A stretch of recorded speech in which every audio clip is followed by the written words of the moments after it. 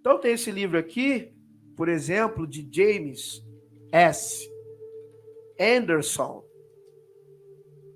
Deixa eu botar aqui o nome certo.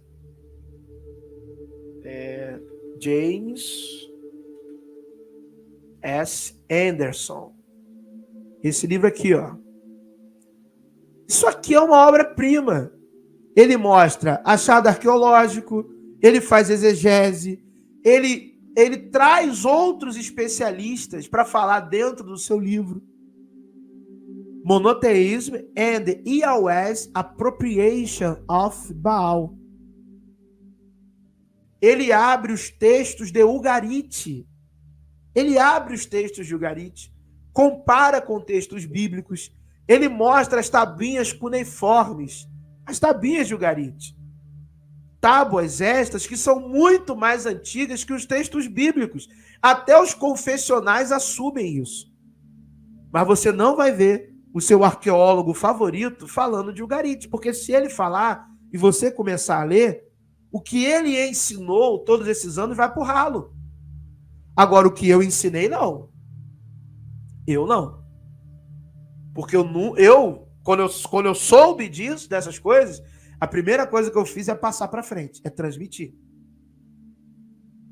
E falar da maneira correta. Os editores da Bíblia hebraica se apropriaram das figuras descritivas de Baal em Ugarit para construir a visão do seu Deus Javé. É assim que funciona comigo.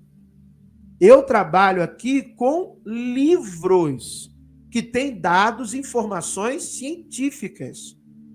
Não é nem com livro que o cara fica contando história e argumentando, blá, blá, blá. Não. Eu quero ver a tábua. Eu quero ver o escrito.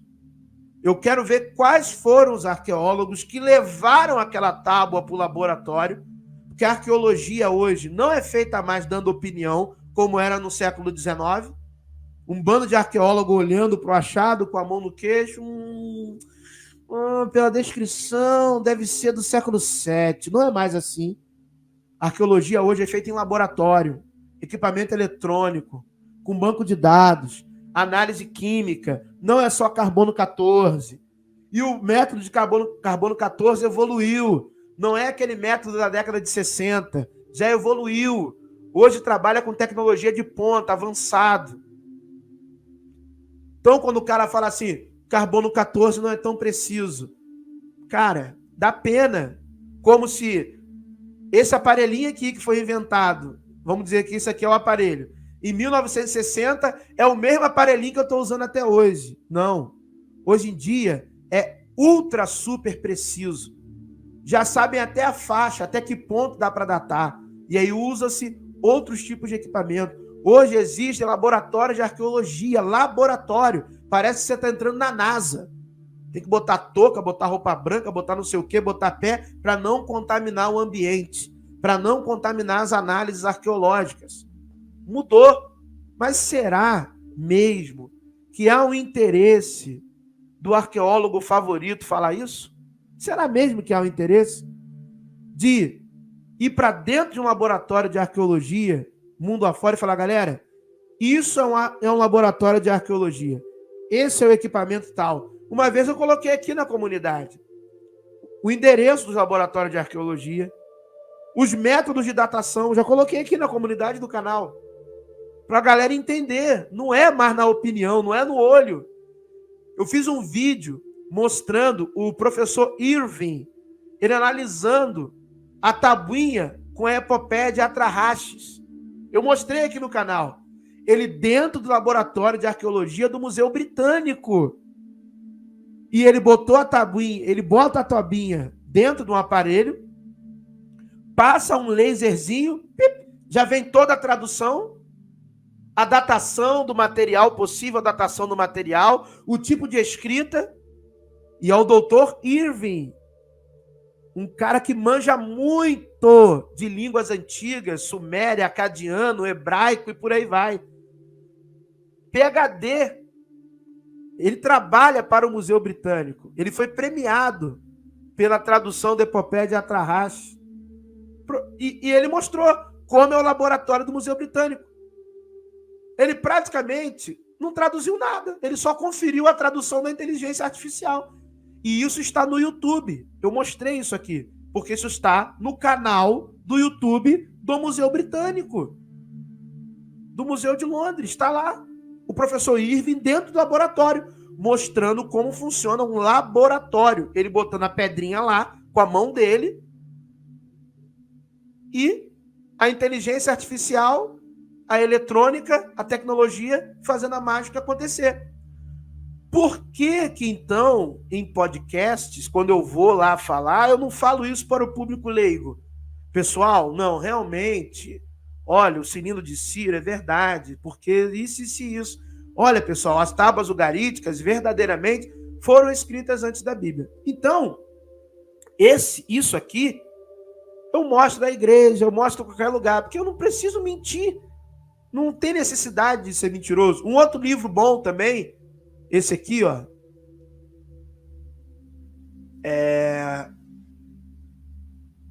Como é que é o nome aqui? Deixa eu ver se eu consigo aqui. Rapaz, meu inglês, hein? Deixa eu ver aqui. O Google vai corrigir se eu digitar errado. Pronto, ele já corrigiu.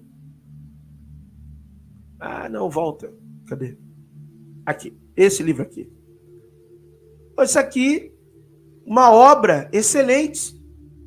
The Hebrew Gods, acho que é assim, Gods, não sei pronunciar isso, mas é As Deusas Hebreias, de Rafael Patai. Inclusive, tudo de Rafael Patai você pode ler. Rafael Patai mostra que sempre houve, não tem essa, antes do cativeiro, depois do cativeiro. Ele mostra claramente, ele mostra na arqueologia, ele mostra na Bíblia. Olha, Rafael Patai, ele destrói, e eu estou falando isso no sentido positivo, a narrativa de que somos monoteístas. Ele mostra que é uma mentira. Ele mostra na arqueologia, ele é judeu, Rafael Patai, ele é judeu, historiador e antropólogo. Então não dá para acusar ele de algumas coisas que a galera gosta de acusar outros autores. É igual Israel Filkenstein, é israelense. Vai falar o quê? O Rafael Patai, nesse livro, que até quem me indicou foi o professor Marcos, há uns 1 ano e meio atrás, e eu li essa obra inteira, Então eu estou falando com propriedade. Ele mostra na arqueologia, ele mostra na história, ele vai na Bíblia, ele vai no Talmud, ele vai na Cabala, ele vai em todos os aspectos da cultura judaica. Para dizer, sempre houve adoração às deusas. Sempre houve. Ele mostra textos bíblicos em que foram alterados a redação no hebraico. Ele mostra isso. Olha, esse texto aqui, por causa disso, foi alterado, porque aqui é para estar a cheirar. E ele vai mostrar outros exegetas, outros que concordam com ele, ele mostra os que discordam, e ele mostra em várias ocasiões por que quem discordou estava errado. Você tem essa obra traduzida para o português? Você vê algum, pastor, vamos estudar aqui? Não, cara. Então eu falo isso para você, eu falo isso para uma galera. Não pode acusar quem sabe. Quem estudou, isso é insanidade. A pessoa estudou, a pessoa viu, a pessoa leu, a pessoa viu o achado arqueológico. Rafael Patai, ele coloca as fotos dos achados arqueológicos. Quem encontrou, ele mostra quem escreveu, quem disse, de onde veio. É um livro muito bom, técnico demais, cheio de referências bibliográficas. Desse livro dele, você vai para outros livros, porque ele coloca o nome dos livros, coisa e tal. E como que você vai acusar quem sabe? Então, quando eu falo para você que não existe Jeová, Yahweh e Jeová, eu não estou falando da minha cabeça, eu não estou falando como ateu, porque eu não sou ateu. Todos os povos criaram as mitologias dos seus deuses. Isso é uma coisa óbvia.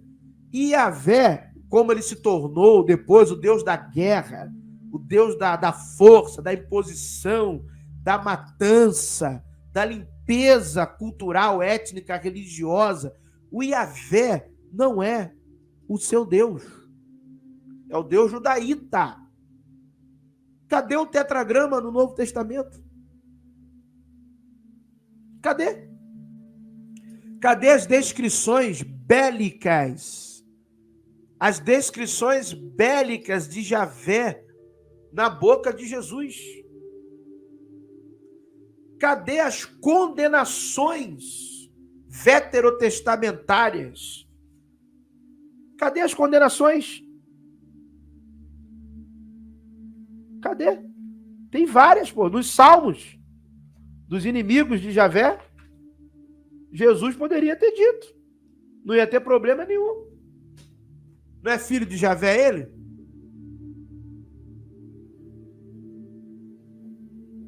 Ué, é simples.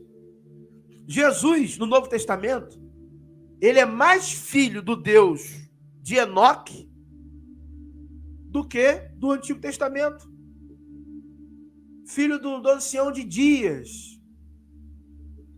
Você tem lá em Daniel, beleza, mas aquela descrição de Daniel 9, 13, 14, 9, versículo 7, versículo 13, 14, é uma descrição de Baal. Eu peguei Daniel e peguei aqui o texto do ciclo de Baal, botei um do lado do outro. Então não estou falando da minha cabeça. Eu peguei o texto do ciclo de Baal, toma, vamos ler aqui com o Daniel do lado, bota um do lado do outro. A mesma sentença, o seu reino é eterno que nunca terá fim. Do filho do homem, ou filho do ancião de dias.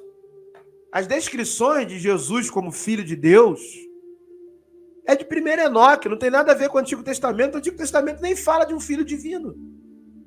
Aonde? No Antigo Testamento fala que Deus tem um filho. Aí, não, o Salmo 2, mas é alegoria. E de acordo com diversos estudiosos, diversos, como eu falei aqui na live, Salmo 2 é para Ciro. Salmo 2, Salmo 110, é para Ciro. De acordo com diversos estudiosos, né? Um, nem dois, nem três, não. Aonde? No Brasil? Pô, no Brasil eu não sei, porque eu estou na literatura internacional. Pô, no Brasil eu não sei. Poucos eu leio aqui no Brasil. Tem pouca produção aqui. As publicadoras aqui brasileiras não estão preocupadas com conteúdo arqueológico, histórico ou crítico, exegético. Estão preocupados com o que venderia. Agora, você tem bons livros aonde? Na editora Paulus, por exemplo. Edições Paulinas, Loyola. Engraçado. Curiosamente, são editoras que parecem ser católicas, né? Editora Vozes. Eu não vou comprar livros assim desculpe, na CPAD. Eu não vou, pô. Tem lá na CPAD? Você vai encontrar isso aí? Daniel Flame, Rafael Patai, John, J. Glenn Taylor. Você vai encontrar? Desculpa, na CPAD eu acho que você não vai encontrar. Não vai. John J. Collins, não vai. Não vai. Entendeu?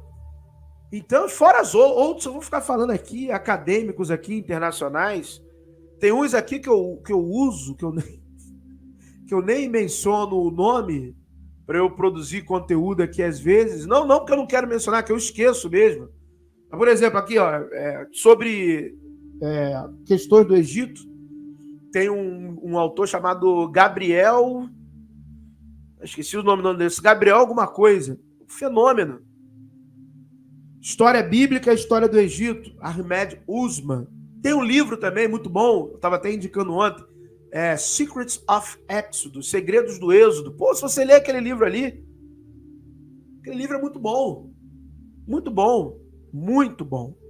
Então, o caro Jefferson, quando eu falo aqui, eu estou falando de maneira acadêmica, não estou atacando a fé de ninguém. Beleza? Agora, eu sei mais ou menos, né, esse papo aí de Deus, do Novo Testamento, né, de onde vem essa tradição, essa cultura, como que Javé virou paz e amor e perdeu o nome Javé, né, é dissociado. O tetragrama agora passa a ser um nome divino, que representa a família divina. Isso está aqui também. Está em Rafael Patai também. Tem um livro do Rafael Patai, Mitos Hebraicos, que é bom. Portões para a Antiga Cidade, é muito bom. Eu estou traduzindo já para o português, tá? Portões para a Antiga Cidade. Quer conhecer a espiritualidade mesmo, profunda, misticismo. Misticismo não no mau sentido que eu estou falando, mas a mística judaica. Pega o livro do Patai lá, ó. Ele pega trechos inteiros da Kabbalah, da Mishnah, ele Talmud, só de espiritualidade, e ele vai traduzindo. Só traduz um monte, mais de não sei quantas páginas. Pega lá. Muita coisa, até de linguagem do Novo Testamento, você vai entender melhor. Da questão mais mística do Novo Testamento. Lê os essênios, pô. Quem entendeu o Novo Testamento, como que a desassociação acontece, lê os essênios. Os essênios é que vão começar com esse papo mais profundo de que Deus tem um filho. Está em Enoque, está nos essênios. No Antigo Testamento, Deus não tem filho nenhum. Não tem nenhuma profecia de maneira direta de que vai ter um filho que vai morrer na cruz. De maneira direta. O que tem é alegoria. Não, tem Gênesis 3,15. Alegoria. Não, Salmo 22. Alegoria. Não fala diretamente. É igual falar assim, ó. Eu atravessei a rua, estou sendo direto. Morrerá numa cruz. Aí sim é uma citação direta. Não tem. Nascerá um que esmagará a cabeça, a serpente, né? Ferirá o calcanhar. Gênesis 3,15. Alegoria. É Jesus. Paulo falou que era Jesus, o Cristo. Alegoria. Alegoria. Não, ferirá o calcanhar. Essa é a morte de cruz, como muitos pregam e falam. Mas não tem a palavra cruz. Não tem a palavra que vai morrer. Então, qual é a minha interpretação aqui? Alegórica. Salmo 22, repartiram. Alegoria. Não, Isaías 53, o servo sofredor. Alegoria. Alegoria. Essênica ainda. Que é os essênios que interpretam que ali é o Messias. É uma alegoria. Historicamente, até, de maneira exegética, o servo sofredor é o próprio Jacó, o próprio Israel. É o próprio povo. É o próprio povo. Esse é o servo sofredor. É o próprio povo, historicamente, exegeticamente. É o próprio povo. Alegoricamente, quem fala que é um Machia são os essênios. Tem o pergaminho, os pergaminhos, comentário de Isaías. Os essênios faziam comentários, como tem os comentários de Abacuque, vários comentários. Eles comentaram livros bíblicos e isso está em papiro, pergaminho. Os essênios é que trazem uma alegoria de que ali é um Machia. Alegoria. Diretamente. O que Jesus fala em várias situações, conforme diz as Escrituras. E eu já vi, fica um monte de gente boba procurando. Uma vez eu dei uma palestra em uma igreja, eu fiz isso. Peguei lá um trecho lá do Evangelho de Lucas em que Jesus fala, conforme diz a Escritura. Falei, gente, que Escritura? Botei para procurar, deixei uns 5 minutos procurando, fiz de propósito. Não tem não. Falei, eu sei que não tem. Não tem, eu sei que não tem. Ué, mas se Jesus falou, eu fiquei ainda provocando então. Se Jesus falou, devia ter, mas tá onde? Aí começa as teorias. Não, é porque a Bíblia foi adulterada, foi modificada. Eu falei, não. Vamos lá, pergaminho dos essênios, vamos abrir aqui. Abre pergaminho tal. Vamos abrir? Vamos. Aonde tem na internet? Tal? Não, tem aqui, ó. Vambora, manuscrito do Mar Morto, livro de Jezaverne, pergaminho 4Q, blá, blá, blá, blá. Vamos lá, abre aí. Aí, ó. É essa escritura que ele está falando. Que é essa escritura que diz isso que ele está dizendo aí. Não é isso, literalmente? Lê com seus olhos. E é isso. Então, é isso aí. Então, isso aí está nesse pergaminho. Então, é dessa escritura que ele está falando. Eu fiz isso numa palestra. Me convidaram, eu fui lá dar a palestra. É isso aí, ó. Tá aí. Essa é a escritura. Não é no Antigo Testamento, não é nada disso. É nessa escritura aí que ele está falando. É assim que tem que funcionar. Você tem que pegar e falar a verdade. Então, Jeová não existe. Desculpa. Essa é a verdade. Yahvé não existe uma criação. Tá bom? Vamos lá.